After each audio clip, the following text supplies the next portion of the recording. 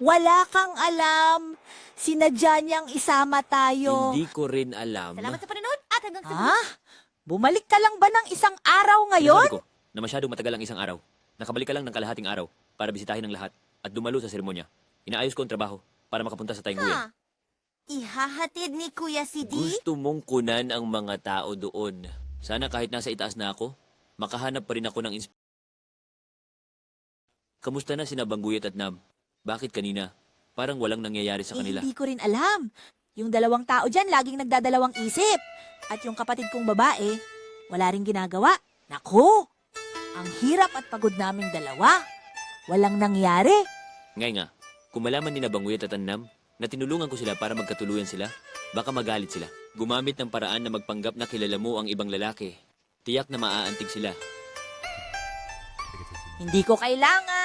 Ang mahalaga lang sa akin ay magkasama ang dalawang iyon. Pagkatapos, mabubuhay ako ng mag-isa.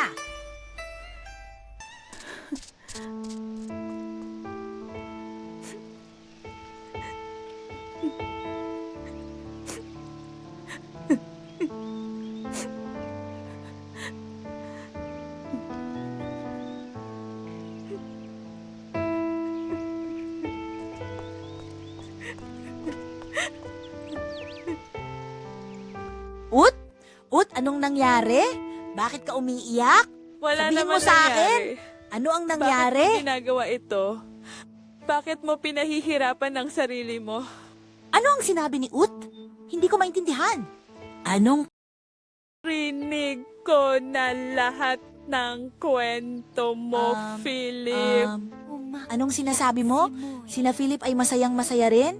Huwag balak ka nang nilang- magpanggap. Alam ko na ang totoo, ginagawa mo ito. Si Ut at si Kuya na may hindi kailanman magkakatuluyan. Si Fukay nagplano ulit kasama si Lam, pero hindi na siya papayag. Bakit ganon? Hindi pwede.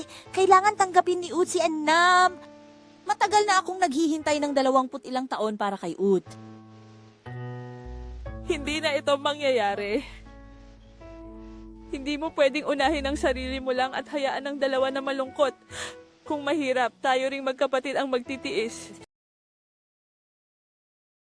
Kay asawa ko. Bakit ginawang ganito ng batang iyon? Isinakripisyo mo ang sarili mo para sa kaligayahan ni Ut. Lahat ng Pero estudyante bakit? ginawa mo. Bakit mo ginawa Lahat ng yon? estudyante Bakit? ginawa mo. Lahat Paalam, ng estudyante paalam, paalam, Mag-subscribe na sa channel ng paalam.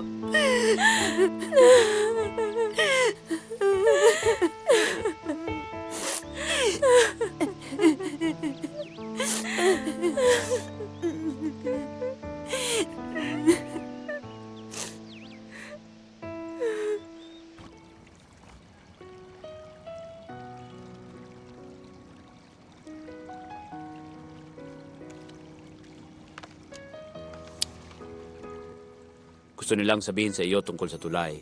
Ipakita sa iyo ang larawan ng tulay. Pero, hindi pwedeng hindi ko sabihin, kung itatago ko ito sa aking sarili, talagang nakakainis. Hindi ko talaga inakala na gagawin ito ni na Tito at Tita. Si Ate Hai talaga ay isang magandang kapatid. Sobrang sakripisyo para sa kanyang kapatid na babae. Nang sabihin ni Tito Hai nga na alam na ni Tatay Nguyet ang lahat, hindi na kayang harapin ni Tito Tatay Nguyet at Hai nga. Napakahirap. Natagpuan nila ang isa't isa, pero ngayon, lahat ay bumalik sa zero. Isa pang kawawang tao, si Tito Nam. Inaasahan niya ng husto, pero nabigo. Diyan, kita-kit sa mga susunod na video.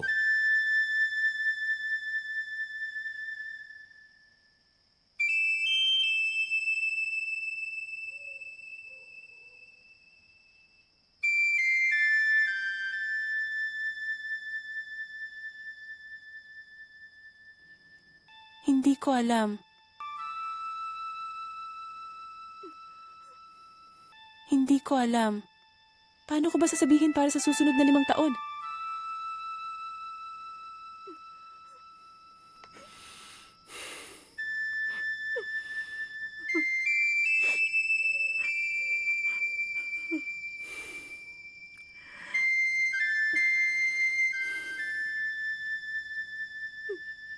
Ayos lang.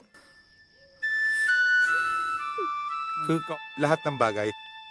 Katulad ng mga nakaraang taon, nandito pa rin ako. Kasama ko ang magkapatid na sinanguyet sa pag-aalaga sa kanya. Ganyan ay sapat na.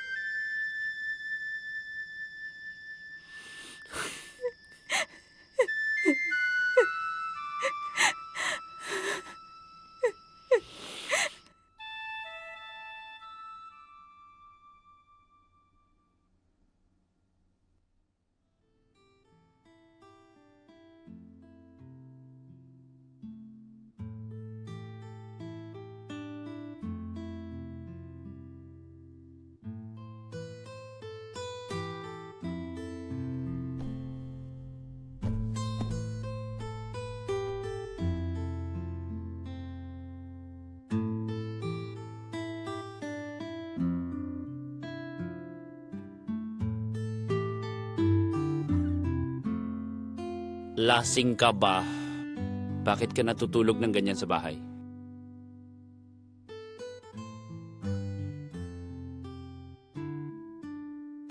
Bakit hindi sumasagot si tatay? Gusto ba ng gobyerno na manatili tayo sa ganitong kalagayan? Tutol ka sa tatay mo habang buhay.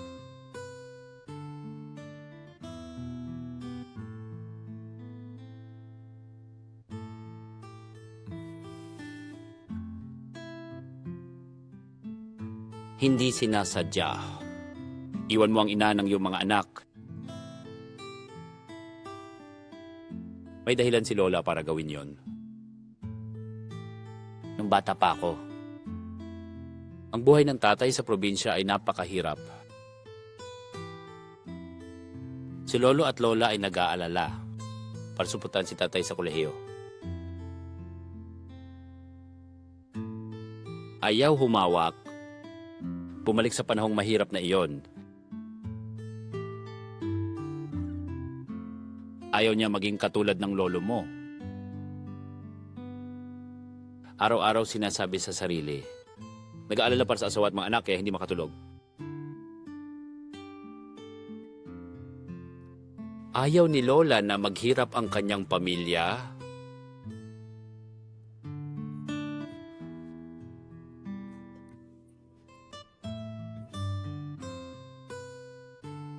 Noong iniwan ni tatay ang kanyang mga pangarap, hindi alam ni nanay na si Nanay Nguyet ay buntis na. Siya nga ang baliw. Walang magagawa si Lolo sa ngayon.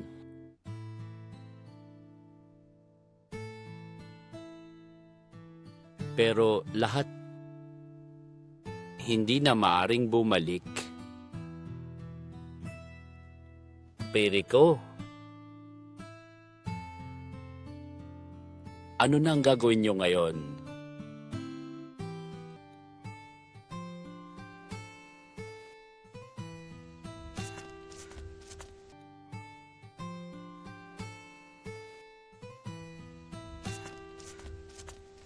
Opo kuya, ito ang interest sa buwang ito para sa bahay ko. Kulang pa ng kaunti. Pwede bang magpaliban? Wala na akong mapagkunan pa kuya. Kung hindi sapat ngayong buwan, susunod na buwan na lang. Salamat, kuya. Paalam na, umuwi ka na. Oo, Napakabait mo talaga, kamakailan boss. lang. Nagpapatuloy ako ng mahinahon. Ako rin ba ay titigil ng dahan-dahan, boss? Bago na ako, pati ito pinapansin mo pa rin. Ngayon, gusto ko makuha ang loob ni Amy. Higit pa doon, buntis ang kapatid kong babae. Pero ang asawa niya ay disipulo ko. Ayaw ko rin namang magpaka-stress. Tama yun, kuya. Matagal na rin akong nagpapahinga. Iniisip ko na, kapag umuwi na si Doy, ay propose ako sa kanya. By that time, iiwan ko na ang trabaho kong ito bilang taga-singil ng utang. Kasi siguradong hindi niya ito matatanggap. At saka, pagod na ako sa ganitong mga bagay. Kahit saan ako magpunta, ay kinaiinisan ako ng mga tao.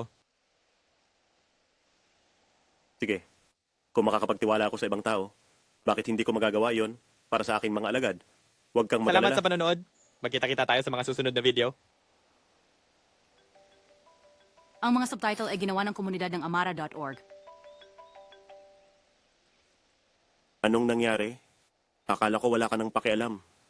Bakit mo pa ako tinawagan? Kaya nga naaalala kita dahil sa bagong pag-ibig. Ngayong linggo ay magpapakasal kami. Iniimbitahan kita at ang girlfriend mo na dumalo. Naipadala ko na ang imbitasyon sa girlfriend mo. Napakabait niya. Huwag kayong kalimutang dumalo ha. Bye-bye.